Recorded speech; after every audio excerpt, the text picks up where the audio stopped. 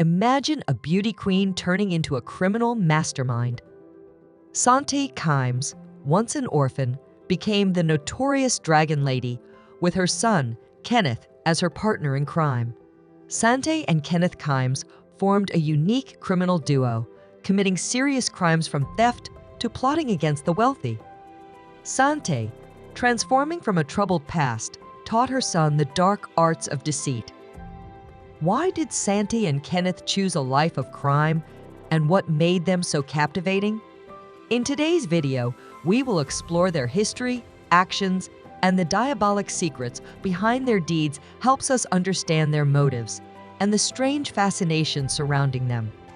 Born in Oklahoma in 1934 to Mary Chambers, a prostitute, Sante's world was steeped in adversity from the outset.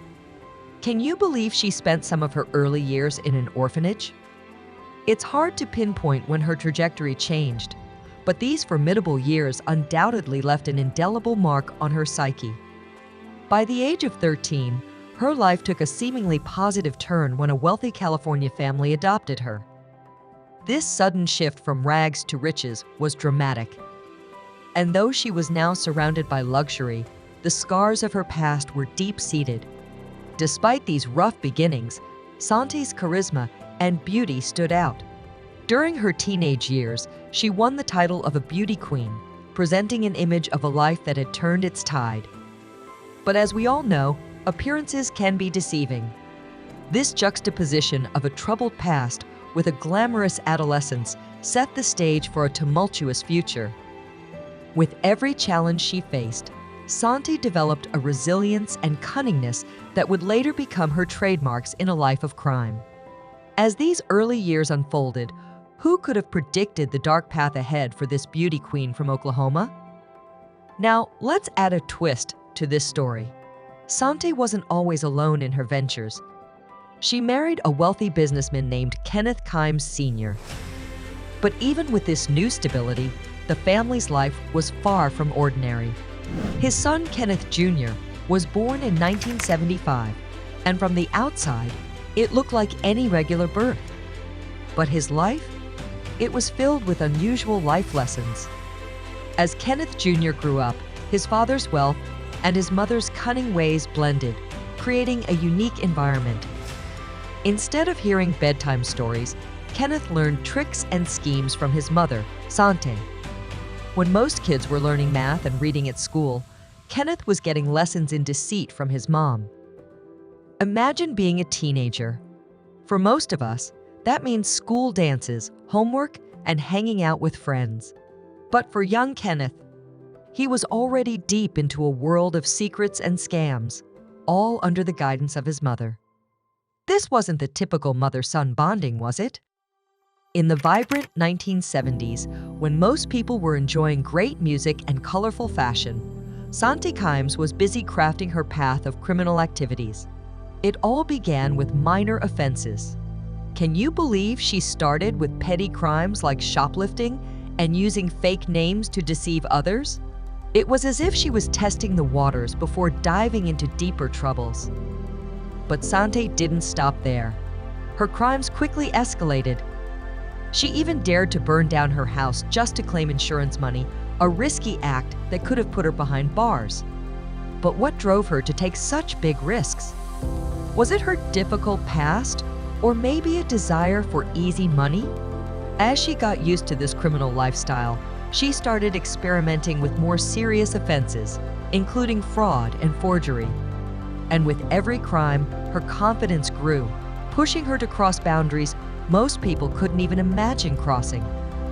As we delve into her story, we see a pattern of escalating risks and crimes. It's both fascinating and scary to see how a person can be drawn deeper and deeper into a life of criminal activities, isn't it? We wonder what drove Sante Kimes to continue down this dangerous path. Would you say it was greed, desperation, or an adrenaline rush she just couldn't resist? During the 1980s and 1990s, Sante Kimes started to gain a notorious reputation, and she earned a nickname that would forever be associated with her, the Dragon Lady. But how did she get this name? people didn't just randomly start calling her the Dragon Lady. It was because of her aggressive and fierce tactics in her crimes. She was fearless, and she wouldn't think twice before harming anyone who got in her way. This made her dangerous and someone to be very wary of. Initially, Sante started with smaller-scale crimes like shoplifting and credit card fraud. But as her confidence grew, so did the scale and severity of her offenses. One of the most notable was when she set her house on fire, a daring act meant to claim insurance money fraudulently. That's not a minor crime, and it showcased her audacity. Her acts of fraud extended beyond just burning houses. In a twisted form of family collaboration, Sante and her son Kenneth got involved in real estate fraud. They would forge documents, steal identities, and even con elderly victims to sign over their properties.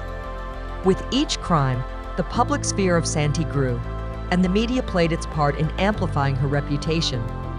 Her ability to flip between a charming personality to an intimidating one, combined with her smart dressing and air of sophistication, made her a formidable figure in the criminal world.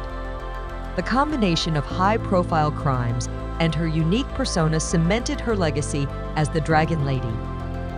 Imagine family activities as plotting crimes instead of playing games or having picnics. Sounds strange, right? But for the Kimes family, this was their reality. Instead of regular mother-son activities, Sante and Kenneth were planning dark schemes together. Sante wasn't just a criminal herself, she was also a teacher. She taught Kenneth the tricks of the trade from a young age. Instead of life lessons about honesty and hard work, Kenneth learned about deception and manipulation. Their combined criminal activities peaked in 1998 in New York City. A big name known in New York's high society circle, Irene Silverman, suddenly disappeared. Who was she? Irene was a well-known figure, rich and owned a lot of property. And guess who was right in the middle of this mystery? Our infamous mother-son duo, the Kimes. They didn't just randomly pick Irene. The Kimes had a plan. They rented a room in Irene's mansion using fake names and made up stories. They pretended to be interested tenants, but their real aim was much darker. They wanted Irene's property. All of it.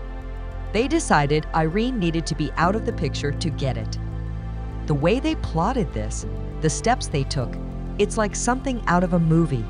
Only, this was real life. A mother and her son teaming up not for good, but for crime.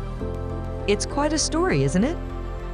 It makes you wonder how far someone can go when they have a partner in crime, especially when that partner is family. When we hear stories about criminals, we often wonder, when will they get caught? For the Kimes, their actions eventually led them to a dead end, and the law caught up. Well, it was the case of Irene Silverman, the wealthy lady who disappeared that became the downfall of the Kimes duo. The police started investigating Irene's sudden disappearance, and soon, all clues pointed towards Sante and Kenneth. When the police arrested them, they found a lot of evidence in their car. There were loaded guns, disguises, and many fake IDs. The most shocking find? A detailed plan about how they intended to take over Irene's property.